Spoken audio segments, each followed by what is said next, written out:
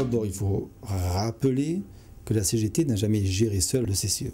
Il y a eu toujours une composition plurielle. Dans le premier mandat 99-2001, il y avait aussi le CNPL et l'UNEX-CGC. Ensuite, dans les 3 autres mandats, il y a eu la CFDT, la CGC et dans le dernier mandat, Force ouvrière. C'est donc, je le répète, une composition plurielle au niveau du bureau du comité central d'entreprise.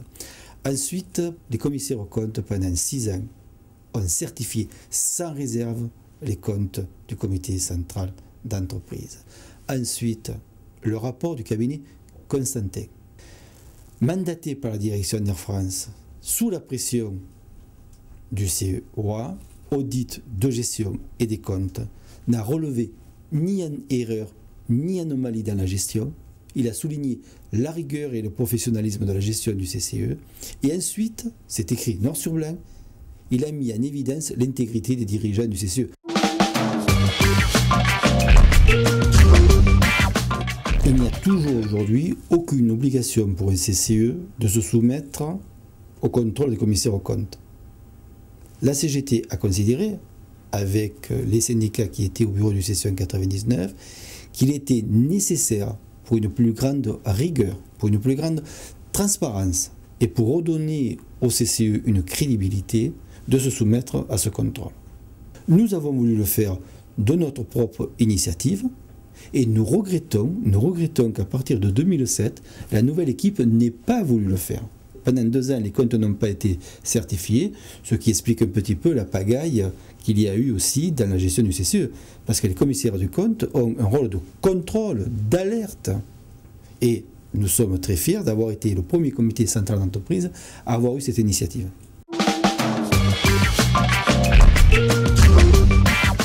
Non seulement les syndicalistes, mais l'ensemble des salariés de France et de Navarre seraient indignés par ce qui se passe à Oa. Un des principes essentiels, c'est que la subvention doit profiter essentiellement à ceux qui en ont le plus besoin. Or, OA fait tout le contraire. OA a mis un principe, tout le monde doit avoir la même part de subvention, ce qui est une hérésie.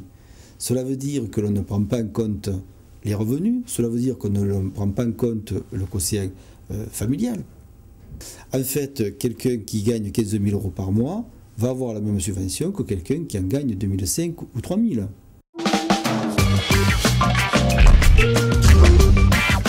Tous les salariés qui partent avec le CCE bénéficient d'une subvention, qu'ils aient un haut salaire ou un bas salaire.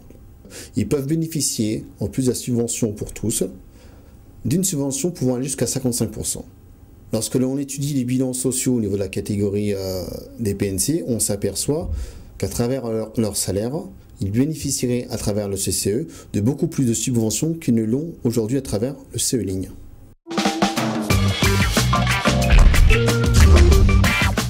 La politique du bureau du CE Ligne, elle est complètement inédite et complètement ahurissante en France. Quel citoyen lui viendrait à l'idée que tout le monde paierait le même impôt et que l'impôt ne serait pas hiérarchisé par rapport à ce qu'il gagne? Et bien OA applique ça à travers la subvention au niveau des PNC et des personnels sols d'OA. Est-ce normal? Est-ce juste? Est-ce équitable? Pour nous, non.